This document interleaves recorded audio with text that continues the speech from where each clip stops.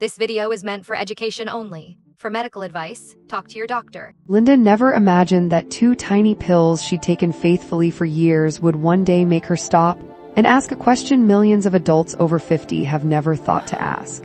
Do I truly understand the medicine I take every day? Like many Americans, Linda takes her medication every morning without hesitation.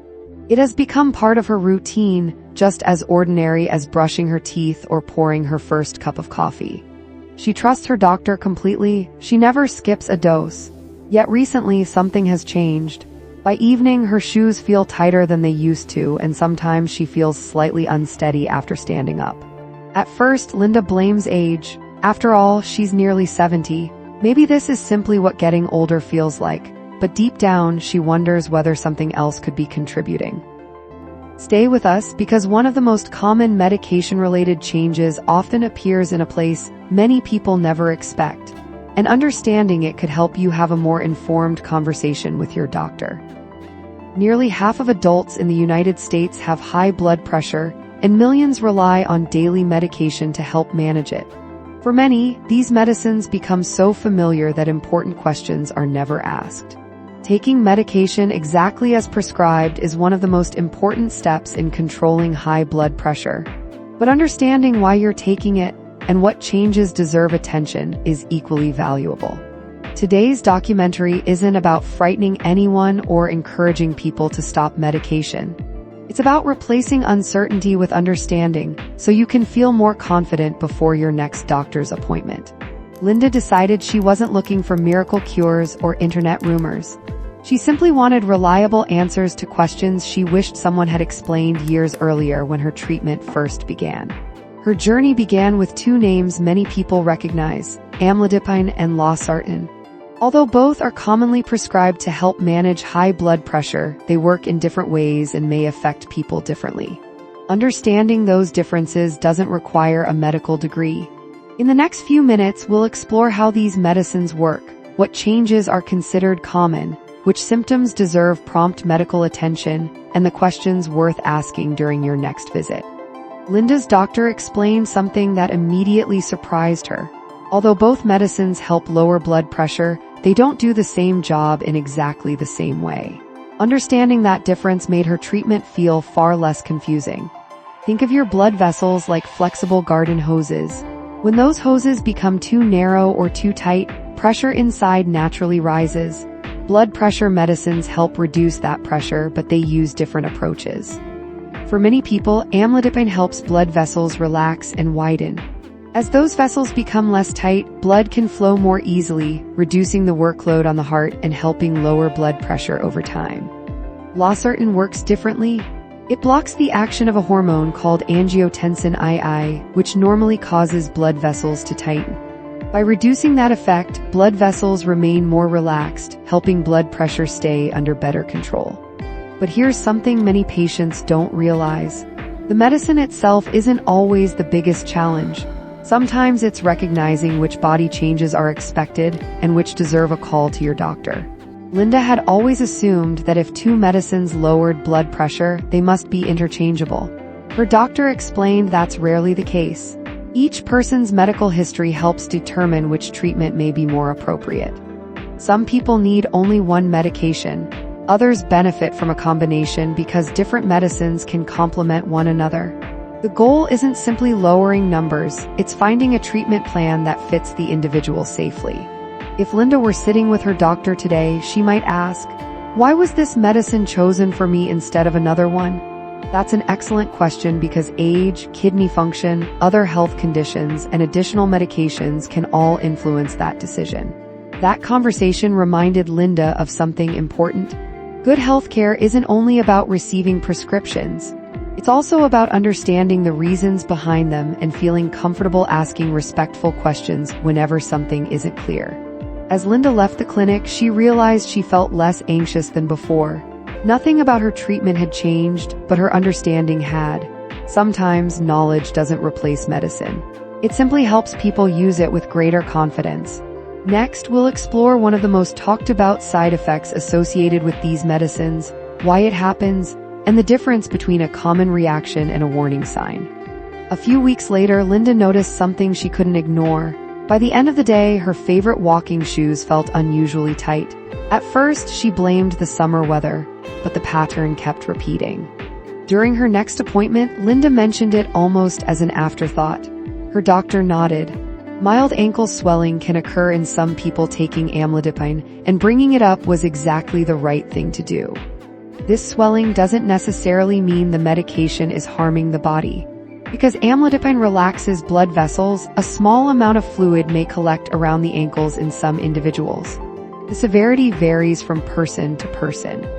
A helpful question Linda asked was, "Is this swelling expected or should I be concerned?" Your doctor can evaluate whether it's mild, whether another cause should be considered, or whether your treatment plan needs adjustment. One important lesson stood out. Linda didn't ignore the swelling, but she also didn't panic. Reporting new symptoms promptly gives healthcare professionals the information they need to decide whether reassurance, monitoring, or treatment changes are appropriate. But ankle swelling isn't the only change people sometimes notice. Another common experience often happens much more suddenly, and it can catch people completely off guard. One morning, Linda stood up quickly after breakfast and felt briefly lightheaded. The sensation passed within moments, but it reminded her that even small changes deserve attention, especially after starting or adjusting medication. Blood pressure medicines are designed to lower pressure inside the arteries. Occasionally, particularly when standing quickly, some people may experience temporary dizziness as the body adjusts. Moving more slowly can sometimes help, but persistent symptoms should always be discussed with a healthcare professional. Linda's next question was simple. "If I feel dizzy once, should I stop taking my medicine?" Her doctor answered immediately, "Never stop or change prescribed medication on your own without professional medical guidance." Instead, her doctor encouraged her to record when the dizziness occurred, what she was doing beforehand, and whether it happened repeatedly. Those details often help guide better medical decisions than memory alone. A very common myth is if you notice a side effect, you should stop the medicine immediately. Reality, some symptoms require urgent medical attention while others may be manageable. The safest decision is to contact your healthcare professional for personalized advice rather than stopping treatment yourself. Next, we'll look beyond swelling and dizziness to another topic many patients rarely hear about: why routine blood tests can be just as important as taking the medication itself. 3 months later, Linda received a reminder for routine blood work.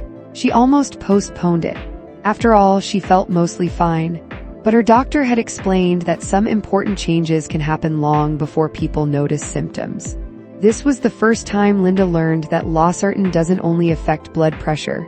It can also influence how the body handles potassium and how the kidneys process blood flow.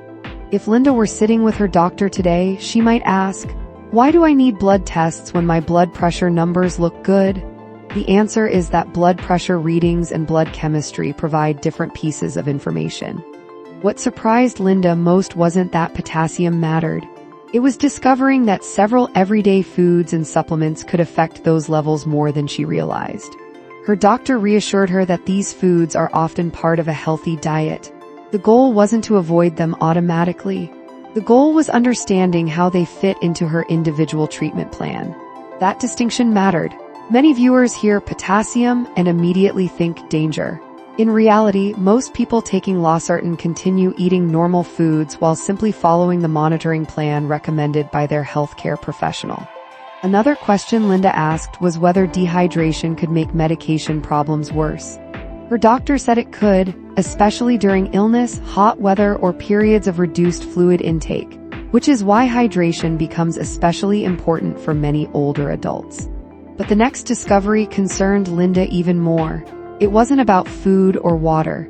It was about a common over-the-counter medicine many adults keep in their kitchen cabinet. During the appointment, the pharmacist asked Linda an important question. "What do you take for aches and pains?" She mentioned an occasional over-the-counter pain reliever and was surprised that the question mattered. Her pharmacist explained that some pain relievers, supplements, and prescription medications can interact with blood pressure treatment or affect kidney function. That's why healthcare professionals usually want a complete list of everything a patient takes. That evening, Linda started a new habit. She wrote every medication, vitamin, supplement, and occasional pain reliever on one sheet of paper and kept it in her purse for future appointments. Next, we'll talk about the symptom many seniors underestimate the most: a brief moment of dizziness that can sometimes become much more serious if ignored. The next morning seemed perfectly ordinary. Linda finished breakfast, carried her coffee mug toward the sink, stood up a little too quickly, and suddenly the room felt as though it shifted beneath her for just a second. The feeling disappeared almost immediately, but it raised another important question. Was this simply a harmless moment, or was her body trying to tell her something worth mentioning at her next appointment? Linda asked, "Is it normal to feel dizzy when standing?" Her doctor explained that brief lightheadedness can happen for several reasons, including blood pressure changes, dehydration, certain medications, or simply standing up too quickly. Rather than assuming every episode had the same cause, Linda learned to notice the details. Did it happen after gardening outside? After skipping lunch? After taking medication? Those observations could help her healthcare team. But Linda's doctor mentioned something else that surprised her even more. Sometimes, preventing dizziness begins long before anyone stands up from a chair. Simple habits can make a meaningful difference. Drinking enough fluids, especially during hot weather or illness, rising slowly from bed or a chair, and discussing persistent dizziness promptly can all support safer daily routines. Here the myth was feeling dizzy is just part of getting older. Reality: while occasional dizziness can have many causes, repeated or worsening episodes deserve medical evaluation instead of being dismissed as a normal part of aging. Linda also learned that preventing falls wasn't about living in fear. It was about recognizing changes early, asking questions confidently, and making small adjustments that helped her move through each day with greater peace of mind. That evening, she noticed something had changed. She no longer felt anxious every time she experienced a minor symptom. Instead, she knew what to observe, what to record, and when to seek advice. Up next, we'll explore one of the most common mistakes people make, not with their medication itself, but with how they measure their blood pressure at home. A week later, Linda proudly showed her doctor a page filled with blood pressure readings. She expected praise. Instead, her doctor smiled gently and asked a question she hadn't expected. "How were you taking these measurements?" Linda realized she had never been taught the proper technique. Sometimes she checked immediately after climbing stairs. Other times she measured while talking on the phone or rushing out the door. Linda asked, "Does it really matter how I measure?" Her doctor explained that small details, like sitting quietly for several minutes beforehand, keeping both feet flat on the floor and supporting the arm at heart level, can influence the reading. He also suggested measuring around the same time each day whenever possible. Consistency often reveals more useful patterns than a single unusually high or unusually low reading. But there was one mistake Linda made that countless people repeat every day, and it can make a perfectly controlled blood pressure appear higher than it really is. Crossing the legs, talking during the measurement, drinking coffee immediately beforehand, or checking blood pressure right after exercise may influence the result. That's why following your healthcare team's instructions is so important. Linda wasn't relieved because every reading was perfect. She was relieved because she finally trusted the numbers she was recording. Accurate information helps doctors make better treatment decisions together with their patients. She created a simple routine: sit quietly, relax for 5 minutes, measure, write the result, repeat only if instructed. The entire habit took less than 10 minutes but gave her greater confidence. One more common myth is that one high reading means my medication has stopped working. Reality: a single reading rarely tells the whole story. Patterns over time, along with symptoms and professional evaluation, provide a much clearer picture. As Linda walked home, she realized that managing blood pressure wasn't about chasing perfect numbers. It was about building consistent habits, recognizing patterns, and working together with the people guiding her care. One final chapter remains. It's not about pills, machines, or lab tests. It's about the questions that can transform your next doctor's appointment into one of your most valuable conversations. 6 months after asking that first simple question, Linda returned for another routine appointment. This time, she wasn't nervous. She carried something far more valuable than anxiety: a notebook filled with observations, questions, and confidence. Instead of waiting quietly for instructions, Linda became an active partner in her healthcare. She discovered that asking thoughtful questions often led to clearer answers and better conversations with her medical team. One of Linda's first questions was, "Are my current blood pressure goals still appropriate for my age and overall health?" The answer depends on each person's medical history, making it an excellent conversation to have during regular checkups. Her next question was equally practical. Should I continue checking my blood pressure at home this often, or should the schedule change? Monitoring plans sometimes evolve as treatment and health conditions change over time. Linda also asked whether any new vitamins, herbal products, or over-the-counter medicines could affect her treatment. Her pharmacist appreciated the question because medication reviews become increasingly important as prescriptions change over the years. But perhaps the most important lesson Linda learned had nothing to do with medicine bottles.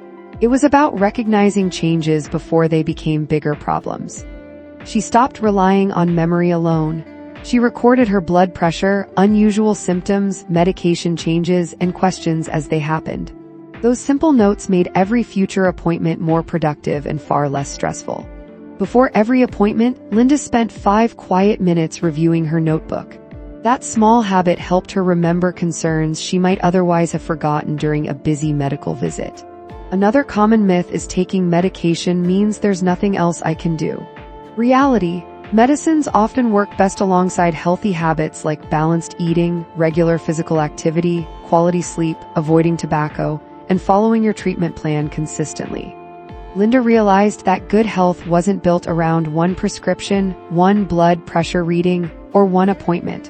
It grew from hundreds of small decisions made consistently over months and years. If you take Amlodipine, Losartan, or another blood pressure medication, let today's documentary be a reminder, not to fear your treatment, but to understand it. Knowledge, communication, and consistency remain some of the strongest partners in healthy aging. If this documentary helped you better understand your treatment, consider sharing it with someone who also manages high blood pressure. And if there's another health topic you'd like us to explore, we'd love to hear your suggestion.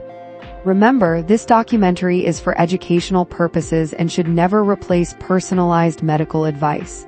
Always discuss medication changes, new symptoms, or treatment decisions with your healthcare professional.